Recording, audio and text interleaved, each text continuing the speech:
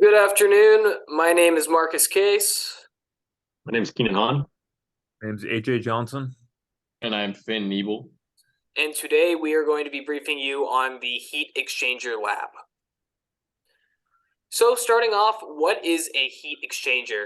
A heat exchanger is a super useful device that transfers heat between liquids. It's great for making sure that heat gets transferred without mixing the contents of the fluids together. Heat exchangers are useful in many different industries like air conditioning, power plants, fridges, factories, just to keep things cool and save money. So how do heat exchangers function?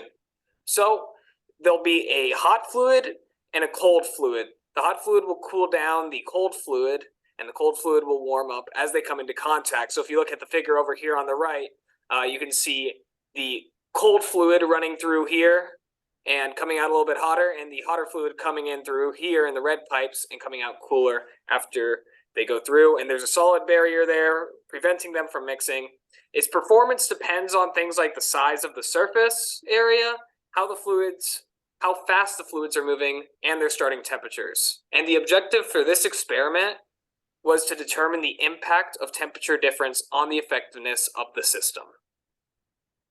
So moving on to our apparatus, so we conducted our experiment in two different types of setups. The first one that we did was in parallel flow, and it sets the hot fluid inlet next to the cold fluid inlet, where through the heat exchanger, they exit roughly at the same temperature. So that can be seen in figure 2 below. Now, for the counterflow, it sets the hot fluid inlet next to the cold fluid inlet. It sets the hot fluid inlet next to the cold fluid outlet, and the hot fluid outlet next to the cold fluid inlet, having the fluids travel in opposite directions. So now we made a little change there. The hot fluid is entering through T4 and going to T3, and then it goes to the water bath and the rotometer.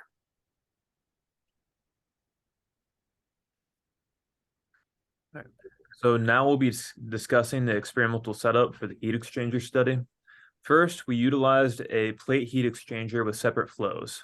This would be for the hot and cold fluids. This allowed us to evaluate the heat exchanger in both a parallel and counterflow arrangement.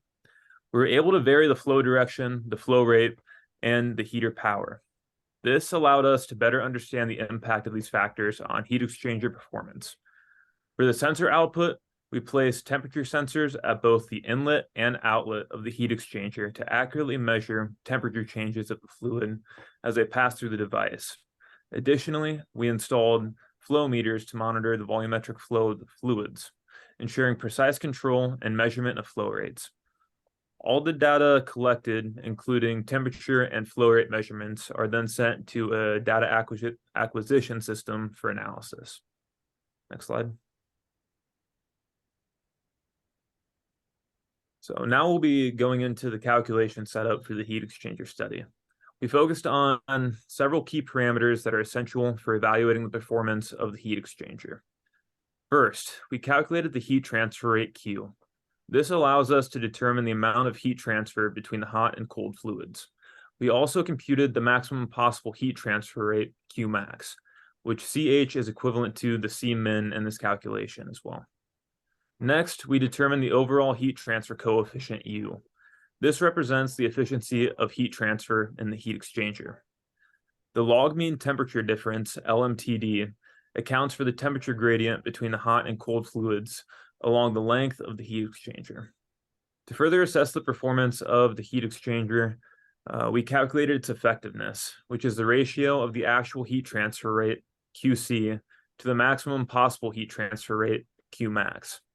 Lastly, we determined the number of transfer units, NTU, using the formula NTU equals U times A over Cmin.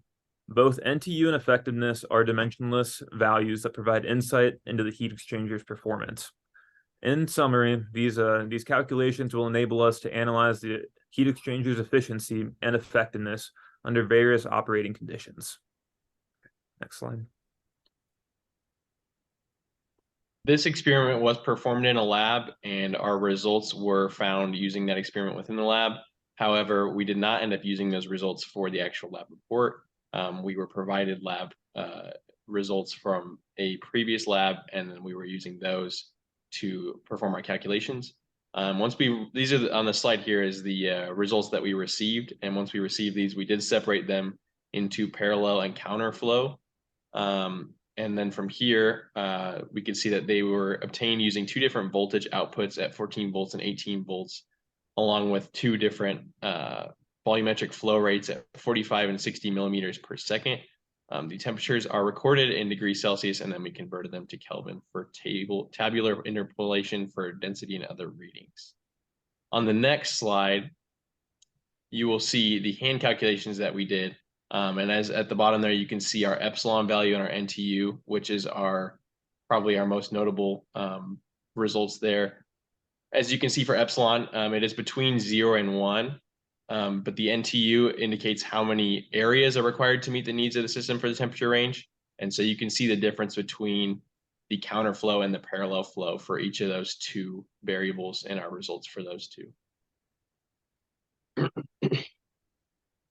Some trends in the data can be observed. Initially, the effectiveness of a parallel flow heat exchanger is significantly lower than the effectiveness of a counterflow heat exchanger. Number of transfer unit values for the parallel flow heat exchanger was also lower, likely due to the cold outlet temperature values being lower than the counterflow equivalents. On the hot side fluid flow, immediately after the heater, the temperatures fall roughly 10 degrees Celsius in a short span of the system, roughly 4 centimeters, indicating that even without a heat exchanger to bring down the temperatures, the brass fittings to the ambient air do a quick job of reducing the temperature of the hot fluid. Minor variations of the mass flow rate and heat capacities are attributed to fluid density change from temperature. Increases in the voltage input indicated that the system became less effective when higher fluid temperatures were put into the heat exchanger. The mass flow rate of the fluid did not appear to form a clear trend for the outcome of the effectiveness of the heat exchangers. This result could become more easily observed with additional runs and values to read. As we continue, we'll look at some sources of error. So there are discrepancies within the recorded values to observe as well. Being that on the parallel flow, under theoretical conditions, the cold side outlet will never rise above the hot side outlet. In the conditions observed in the data, the cold side outlet was approaching 1 degree Celsius above the hot side outlet. This value could be attributed to different thermocouples taking measurements of the system, having some variance in the thermocouple calibrations, but this could also be at the extreme of the thermocouple's tolerances where the values overlap in a worst case scenario where they're right next to each other. In the cases of the parallel flow where the difference of the temperatures of the outlets was not to be the expected value, the absolute value of the difference was used in the log mean temperature difference as to acquire real, valid, serviceable values.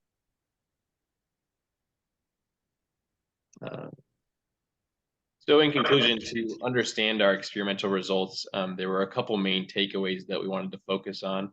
The main takeaway is that in this lab, the heat capacities of the fluids that we used are fairly close, which leaves the difference in temperatures to be the driving force in the effectiveness of the heat exchanger. Obviously, with the two fluids, with the wider the temperature span, the lower the effectiveness of the system due to the limitations of the heat exchanger.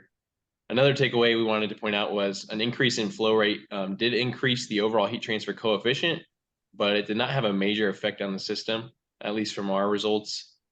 Given more testing, we could probably increase the mass flow rate and possibly see correlation between the two. But from our results that we had, we did not suspect a correlation between mass flow rate and efficiency of the system. There's also a difference in effectiveness for parallel flow and counterflow methods for this exchanger, with the main difference likely being due to the cold flow temperature outlet values being lower for the parallel flow compared to the counterflow.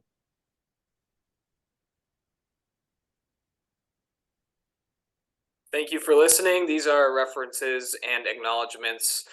If you have any questions or concerns, please feel free to contact us via our school emails or Canvas. Thank you for listening.